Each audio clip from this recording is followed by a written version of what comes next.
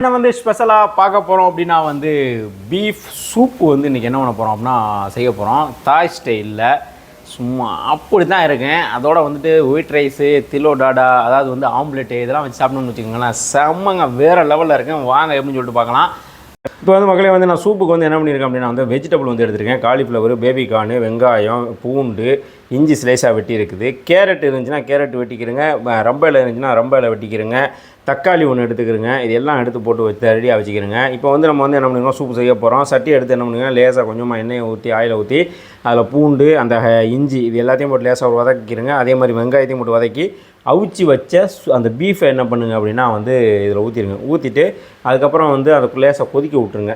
நல்லா கொதிக்க விட்டுட்டிங்க அப்படின்னா ஓரளவுக்கு நல்லா கொதித்து வந்துடும். கொதித்து வந்ததுக்கப்புறம் சூப்பு பொடி இல்லை அப்படின்னா நீங்கள் என்ன பண்ணிக்கிறீங்க அப்படின்னா சீரகப்பொடி, மல்லிப்பொடி, லேசாக கரம் மசாலா, சோம்பு பொடி கொஞ்சம் போட்டுக்கிறங்க. போட்டு இந்த மாதிரி நல்லா தண்ணியை ஊற்றி நல்லா கொதிக்க விட்ருங்க. அந்த மசாலா போகிற வாடை.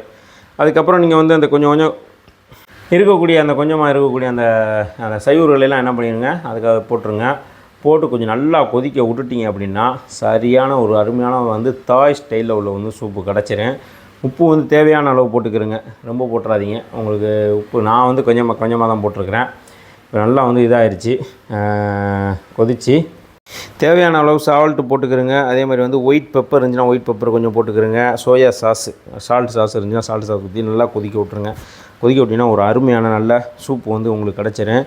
கடைசியாக இறக்குறதுக்கு முன்னால் என்ன பண்ணுங்கள், ஒரு அரை லெமன் வந்து புழிஞ்சு விட்டு எடுத்துட்டிங்க அப்படின்னா சூப்பு சும்மா குடிக்கிறதுக்கு அப்படி தாங்க இருக்கும். ஃப்ரெஷ்ஷாக இருக்கும், அருமையாக இருக்குது. என்ன பண்ணுங்கள், இது வந்து நீங்கள் என்ன பண்ணலாம், ஒயிட் ரைஸ் வெள்ளை சோறுக்கு வந்து அழகாக ஊற்றி சாப்பிட்லாம். சூப்பராக இருக்கும். இந்த மாதிரி நீங்கள் என்ன பண்ணுங்கள், தாய் சூப் வந்து நீங்கள் செஞ்சு பாருங்கள். Full and full Malaysian style. மறக்காமல் இதே மாதிரி நல்லா வந்து சூப்பரான வந்து சாப்பாட்டை வீடியோக்களை நீங்கள் பார்க்கணும் அப்படின்னா நம்ம சேனலை வந்து சப்ஸ்கிரைப் பண்ணிக்கோங்க, லைக் பண்ணுங்கள், ஷேர் பண்ணுங்கள், கமெண்ட் பண்ணுங்கள் மக்களே. ஓகே, பாய் பாய். சூப் எப்படி இருக்குன்னு பார்த்தீங்களா, சும்மா அப்படி தாங்க வாசம் இருக்குது.